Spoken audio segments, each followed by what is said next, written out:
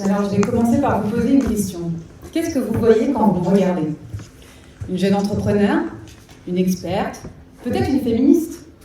Une femme en bonne santé? Imaginez une femme qui n'a pas eu ses règles depuis 3 ans, ou qui essaye désespérément de faire un bébé.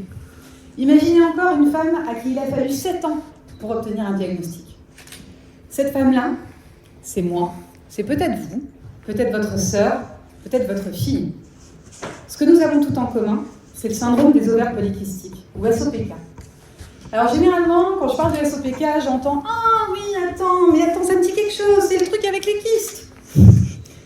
Derrière cet acronyme se cache en réalité une maladie endocrinienne complexe qui place les patients dans une grande détresse. C'est pour ça que je suis ici aujourd'hui, pour vous parler d'un enjeu majeur de santé publique qui concerne une femme sur 7 en France et qui passe pratiquement inaperçu.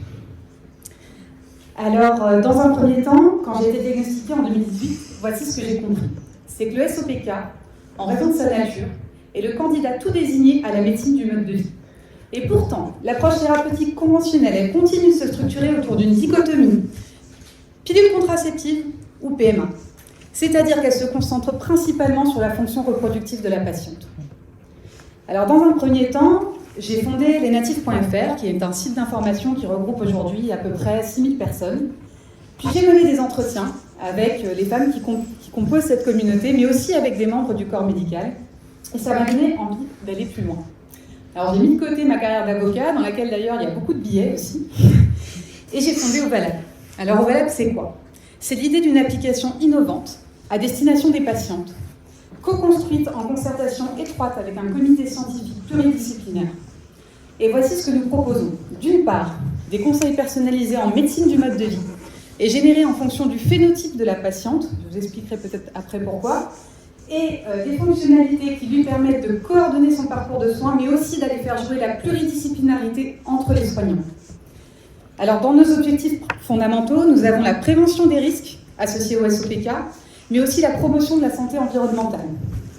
Alors moi, je ne suis pas professionnelle de santé, et jusqu'à hier, je ne savais pas ce qu'était un développeur full stack. Donc en fait, j'ai 2 problèmes. J'ai le SOPK, et en plus, j'ai le syndrome de l'imposteur. C'est un beau sujet, ça, pour le 8 mars. Vous l'aurez compris, j'ai besoin de votre aide. Aujourd'hui, Ovalab est accompagné par le réseau Incubator. Ils vont nous aider à établir un premier prototype. Je me rapproche de la BPI, d'accélérateurs en santé. J'essaie de recruter des stagiaires et des stagiaires et des alternants sur les côtés com et tech. Et finalement, j'identifie nos besoins à 3 niveaux. Premièrement, aller chercher la recherche pour l'associer à notre projet et donc aller chercher une expertise scientifique. Deuxièmement, essayer d'établir un business model solide et surtout pérenne, ainsi qu'une stratégie commerciale qui soit pertinente par rapport à notre sujet. Et enfin, obtenir une visibilité, non pas que médiatique, mais aussi institutionnelle. Alors je vais conclure. Ici, aujourd'hui, je suis là pour vous proposer de construire collectivement une nouvelle thérapeutique du SOPK qui se concentre sur la véritable définition de la santé, qui est un état de bien-être complet, physique, social et mental. Merci.